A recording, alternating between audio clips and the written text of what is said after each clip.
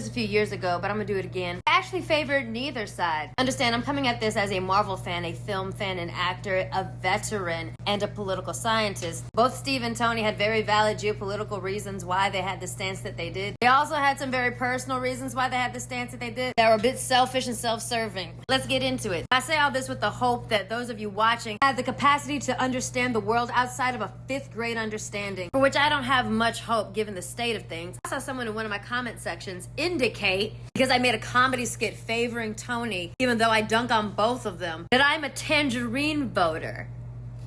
He was a black man, too. So basically, intellect is cooked. Anyway, so Team Steve, don't sign the Sokovia Accords. Team Tony says we gotta sign it. Now, Steve's basic argument is that if the Avengers were to report to a government or a government agency, that could compromise their whole purpose of wanting to do good for the greater good. Because he's like, what if they send us somewhere that we shouldn't be? What if we want to go somewhere that needs us and they won't let us go? Basically making the Avengers a little kind of branch of special ops. Just another extension of the military. And the Avengers are meant to be more than that. They're meant to be better than that. They're meant to not be slave to the agenda of the American military-industrial complex. And that's the other point that Steve makes. Governments have agendas. They have ulterior motives. I don't want the Avengers to be slave to that. Absolutely, Steve. Understand, I agree. Tony's basic argument is we need checks and balances on us as an agency, the Avengers, because we are incredibly powerful. This is a group of super-powered, heavily armored beings. Like, at the end of the day, we're a bunch of private citizens. We shouldn't just be able to do whatever the fuck we want to do on a global theater. Because in these superhero worlds, and I think in Marvel they've touched on it pretty decently, there is collateral damage. The Battle of New York didn't happen with no casualties. People were murked in the process. Civilians, pedestrians. Hell, Kate Bishop's dad was one of them. And Vision, who is Team Tony, made a good point. All these large-scale catastrophes started increasing when the Avengers became a thing. Because they're an unchecked force to be challenged. It invites conflict from aliens, androids, and wizards to try and be the ones to take the Avengers down. That was Ultron's whole thing. Also, just because the Avengers are meant to be better, it doesn't disqualify them from potentially having a harmful agenda as well. The egos of individuals are still at play here. And also, I made this point a few years ago. It's probably more relevant now. The Avengers that we have at the time of Civil War may not be the Avengers we have years later. Everything comes to an end. People cycle out. We love Steve and Tony. We trust Steve and Tony. But what happens down the road when a new generation of Avengers come in and they don't share the same values or morals as our previous team? Case in point, I said this in 2021. It's 2025, we now have the Thunderbolts, or the new Avengers, or whatever the fuck. We don't have a Steve Rogers, we have a John Walker. I might feel more comfortable letting Steve Rogers do whatever he wants in a global theater. John Walker?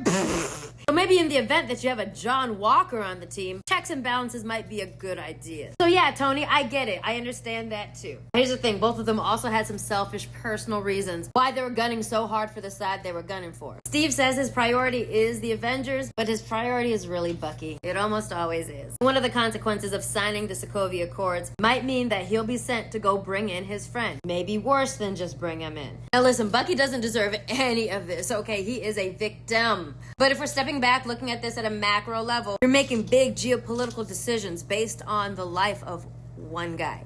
Probably something about the trolley problem in there somewhere. Tony, he wants the Accords because he wants a state-sanctioned solution to him overstepping shit all the time. Tony has good intentions and then he overworks and overcorrects and ends up fucking shit up. Case in point, Ultron. He says all this to Steve when he's alone. He's like, that was me, my bad, I fucked up. Which, okay, yay for accountability, Tony. But you're also kind of saying that you have no self-control. Maybe you feel that you're incapable of it. So you want to put the onus on something else instead of yourself. Don't know about that, Antonio. Their stances are also very reflective of the inner journey these men are taking. Steve is a soldier. Rules and structure, it's built into him. Steve has always been big on duty, responsibility, duty to the government. Or at least he was, until he found out that S.H.I.E.L.D. was filled with a bunch of Yahtzees. So now, yeah, of course he's very wary of agendas. This is a man whose legacy was punching Yahtzees, only to find out that he's been kind of working for Yahtzees this whole time. The whole time?